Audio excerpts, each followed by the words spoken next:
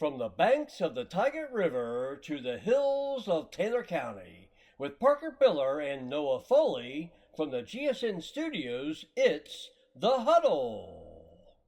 One final time from the GSN studios here inside of Grafton High School. Thank you for tuning in for episode 49 of the Hudl podcast. We have finally made it after 49 long studio shows. We've almost reached the end here of the Hudl, but you know it's bittersweet, man. But I mean, it had to come to a close at some point, you know. Yeah, absolutely. But looking back over the last 2 years, I mean, from where we started to where we are now, and the people we got to meet and bring in here, it's nothing. I'd do it all again. I would do every single moment of it again. We've got to interview so many amazing guests, and that continues today here in part 3 of this interview series. Cage Andrews filling in for Flea Foley today, who's still down at Tennis States. So welcome in. It's the 49th one. And we're not done yet. We have one more episode to film. It just won't be here in the GSN studios. We're going to film one over the summer, the final one, the big one. We're going to talk about just the history of GSN, how this all came together, and maybe some of the stories that a lot of people haven't heard. So you're not going to want to miss that one. So stay tuned for episode 50. A lot of good memories in this room. The old Hudl banner. We started out back behind the camera on a white wall. We just taped a little Hudl sign back there to it. It was pretty janky. But that's where we started out back in there, and actually started in Flea's basement. And that was that green screen was atrocious. I'll just say that. It was pretty bad. We've come a long way from we were at your house at one point, I think, on your porch. Yeah, we were filming out there. We've been into the Quality Machine Studios. Yeah, that one was cool. That was a fun one. That was a fun one. It was a great time. So a lot of good memories here on the Hudl, and not sure of the future. Maybe someone taking it over. But as for us, this will be one of our last times. So, folks, sit back, relax, and enjoy our final interview here from the GSN studios on the Grafton Sports Network with Mr. Doug Kirkpatrick. Today's episode is brought to you by... All right, folks, our final interviewee guest here on GSN, the Hudl podcast here with Mr. Doug Kirkpatrick. Thank you for joining us today, Doug. Pleasure. Thank you. It's a pleasure. As always, it's great to see you. Thanks for joining us today. We've got a lot to talk about. We've talked about you a lot on this program, but most people don't even really know who you are or what you do. So give me a little bit as to what your background is, how you got involved in what you do, and just a little bit about yourself. Okay. I'm a 2003 graduate of Grafton High School. I went to Fairmont State. I studied physical education and health. I then went on to get driver's education at the University of Nebraska-Kearney. Okay. I taught in Barber County for 3 years, at Belington Middle and Philippi Middle. Then I was lucky enough to get to come back home. I loved the people in Barber County. They were phenomenal to me, absolutely phenomenal. But you can't get the hour and a half back that you drove every day. You know, so when I had little kids, it was like, I got to come home. Getting that time back was fantastic. And I started at the middle school teaching there. I taught health mainly, and I think I had one PE class. Then a couple years in, computer applications opened up, and I was pretty good with computers. I didn't have a background in IT or anything, but I was pretty handy. So when teachers had issues with things, whether it was at my school or not, I helped them. And that word got around, and then when the person that had the job before me retired, they asked if I'd be interested in applying and interviewing. I'm like, oh yeah, sure, let's give it a shot. I said, as long as you're willing to let me learn, because in education or anything that you do, you are a lifelong learner, and boy, did I have to learn. It's a little bit different managing one computer versus, all of them. Yeah. Or 2,500 iPads and 500 computers and you name what. So. And us. And you guys. That's a big one. And you guys. But the good Lord's put me in a good spot to be helpful to everybody, and I have a very rewarding career because 99% of the time when somebody tells me something's broke, when I leave, I've done something to help them. So that's. Boy, ain't that the truth. Let me tell you. My goodness. So, wow, that's awesome. You being able to go from kind of finding your hidden talent to an extent and being able to make that your career working with computers and technology. So we know you got that crazy life working at the schools with the iPads and all that. So kind of walk us through, what's your daily life here at the schools working? So I have to put my phone and my email on kind of an office hours thing, because if not, my time would be consumed way more than the 8 to 4 that, you know, and you guys know, you guys know when you guys are doing basketball games and there's an issue and you guys can get a hold of me. But not everybody can do that. Yeah. So you guys are kind of special. But I think my day starts with dropping my kids off at the middle school. And as soon as I walk through the door, that phone is ringing, or that email is dinging, or Teams is messaging because something is broke. Okay? When I first started this job, it was an adjustment getting used to people always complaining to me. Okay? Because I took it personal. Once I was able to get past that, it didn't bother me. You know what I mean? But if somebody's telling you something's wrong and you're responsible for it all the time, that can weigh on you. Yeah. So at the beginning of it, I had to really check myself to make sure that I was, this is really what I wanted to do, because I didn't, you know, when you take things so seriously and you want to help everybody and you care, it can weigh on you when stuff like that happens. So once I was able to kind of build up a little bit of a tolerance to that, because there's some things I can't control. I can't control the State Department. I can't control that. Yeah. So when something breaks, I had to get used to that. Yeah. So that's just a little bit on. But my day consists of constant fires. I am a fireman. Okay, I run from this fire to this, to this, to this, and then I go home. Whether it's, if it plugs into the wall or uses the internet, they think I should know about it. And I might not, I might. But if I don't know, I'm willing to find someone or research myself to figure it out. So that's pretty much my day. Well, I think I just found a new nickname for you, the fireman. So I think I'm going to stick to that one. So being a tech coordinator, obviously, you know, never ends for you, and yeah, it's tough. I can see how it could be grueling for you for that reason. But you're also the head coach of the Grafton golf team. So and you also help coach middle school girls basketball. So tell me how they have had an impact on your life, maybe in contrast to this tech coordinator job, and what does it mean to be able to coach young athletes? The relationships you have with your athletes is a little bit different than just the relationship you have with kids in your class. You spend more time with them. They almost become like family. So that's the biggest difference for me is, you know, the ones I had in class weren't asking me to go to, you know, honored graduate banquets. You know, it's the golf kids that are asking me to do that. Yeah. So the relationships that you build and the helping them accomplish a goal, you know, that it's extremely rewarding. I've been doing this a long time, coaching a long time. Like I feel old now, being 40. You know, I started right out of college. My first school coaching job was, oh goodness, that would have been 2008. I coached 3 years of the middle school track team. And then I did freshman basketball here. Then I went to Philip Barber and coached Philippi Middle boys basketball for a year. I did JV basketball at Philip Barber High School. Then I came back here. Like I've just been, and I did golf at Philip Barber. Because I'm out of the classroom and I'm not with you guys as much, you know, this has helped a lot because I get to help you guys and do things with kids directly. I don't do as much stuff with kids directly as I used to when I was in the classroom, obviously.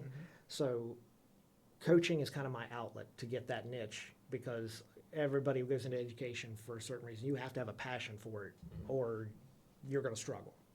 And I think that's where coaching has filled that void that leaving the classroom gave. Yeah. It has. Absolutely. So that's awesome.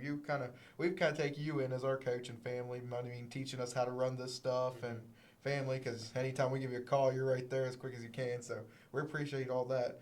But since we all know you've been with us since the very beginning of GSN, probably 2 years ago when we decided let's get serious, and we kind of want to make this not a club, kind of like a job for us. Did you ever think we would grow and develop as much as we have today? Anytime that you care about something, the sky's the limit. So if you're going to put the time in, which you guys did, you put the time in, you did your research, you recruited the people that you needed to help you get this going, and you got the people on board that made the decisions.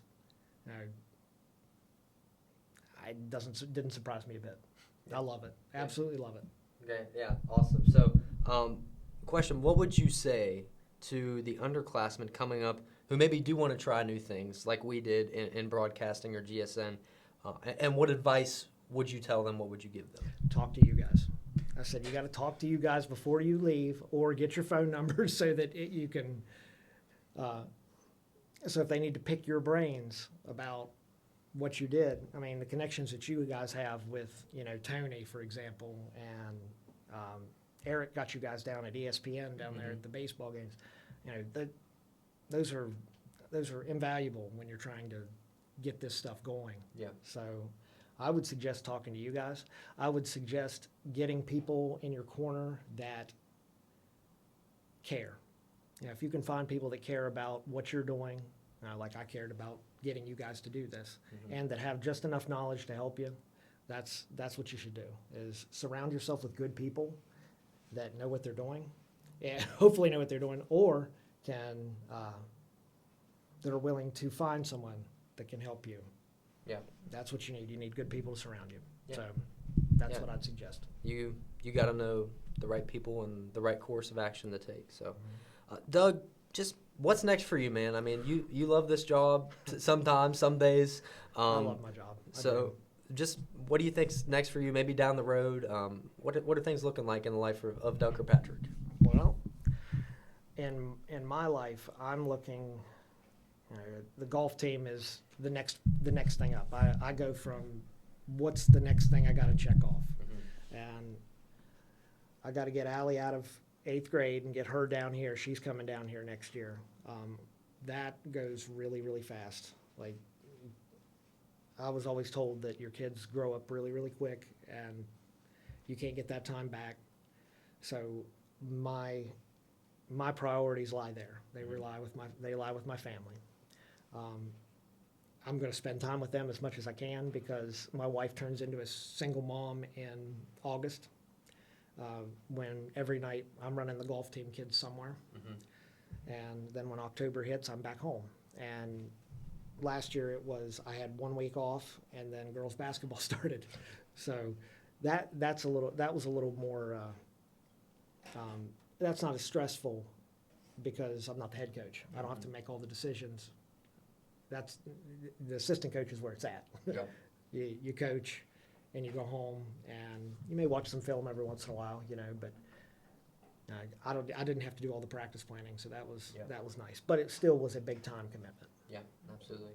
Well, Doug, I don't think the people understand that this county would not function without you and the people in your office around you. So thank you for that, and just always being there for us. These people have no idea the amount of times that we've had to call you, and when you've had to probably laying in bed late at night and we've called you to come help us, or Zoom call in to fix something, and the long hours that you spent just getting us to a point where we could sustain ourselves and be on our own. So none of GSM would have happened without you. So we're very thankful and very appreciative of all the times you bailed us out and everything that you gave us. So I appreciate you guys, and you guys are going to do great things. Yeah. Thank you. We sure hope so. So, Doug, what a high note to end on. Thank you for everything. I wish you the best of luck, and can't thank you enough, man. Yep. Absolutely. You guys are welcome. Yeah. Anytime. All right. We'll take a quick break. The closing of the huddle coming up next.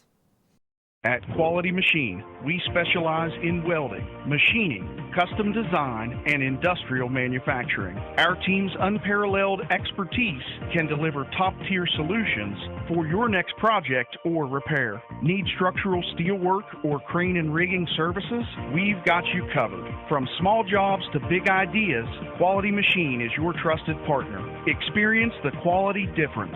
Quality Machine Company, where industry meets innovation. Well, it sure has been fun, folks. As we're coming to a close here on the 49th episode,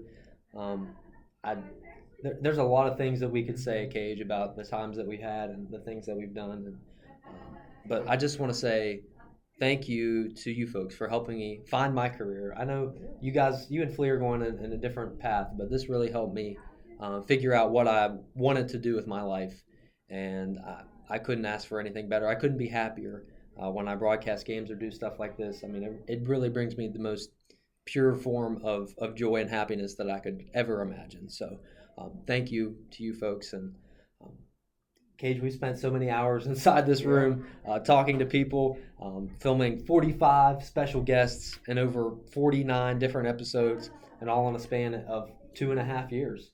I mean, you think about that. You think about kids that, you know, we're so involved in different things, and for us to be able to take the time out of our days and weeks to, well, me putting these scripts together and then us coming together and filming and doing broadcasts and live streams and all sorts of stuff, man. That's a lot. I mean, you know, the one thing that's going to stick with me is us being able to do this stuff at the most random places. Yeah. Because, I mean, we've turned this room, it was a closet. It was a closet. A closet into our studio. I mean, your porch, Flea's basement. And we were even at a Quality Machines at their facility, working in RVs. RVs into RVs places. On the top of a hill outside the greenhouse. We've been to schools. We've been to PB, North Marion. Yeah. So being able to do all this, and not just in our county or our own facility, but in different places, is definitely something I could say we should hang our hats on and be proud of. Yeah, and you know, there's been so many times where I didn't feel like wanting to do it, and I'm just because and it wasn't that I didn't want to do it. It's just that timing and stress, and I had to focus on my academics and whatnot. So just the fact that we were able to get together everything at the right time and be able to mesh and just knock them out, man, and just grind out videos like we did. We filmed 3 videos this week alone, so to finish things out, but. Guys, it's not over because we do have one left. This is just the last time here with old Mickey the Mike right there. So we got Tony the M&M and Mickey the Mike, if you guys didn't know. That's what we call him. So, this is the last time here in the GSN studios. But make sure you tune in over the summer break because we're going to have our final one. We've been talking about it. We're going to break everything down, all the stories that maybe a lot of you guys haven't heard because there's some really good ones in there that I'm excited to talk about. Yeah, it's almost going to be like a 10 for 10 or 30 for 30 for 30 for 30. That's what it was. 30 for 30. 10. Yeah, let's talk about all of our mistakes. Yeah, like that. We've had quite a lot of mistakes. Absolutely. But I mean, that's really where we've grown though. Yep. Like you can watch our first episode that we ever did. It was awful. We were camera shy big time. It was really bad. And our first broadcast was rough too. But you look at where we've grown now and what we've been able to accomplish. It's been pretty eye-opening and impressive what we've been able to do. So, and like we talked about in, I think it was the last episode we filmed with Mr. Gray, but just putting people out of their comfort zones and just pushing people to beyond their limits to what they think they're capable of.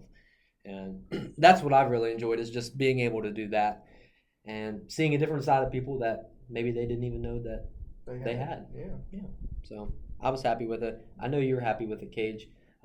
But this isn't goodbye. This is just kind of reminiscing of everything, and it's gonna be tough the next episode. That's for sure. So you're not gonna want to miss that one, folks. So make sure you subscribe to the GSN YouTube channel so you don't miss that one. For one final time from the GSN studios, you're watching The Hudl on the Grafton Sports Network. We will see you down the road. Take care, and God bless.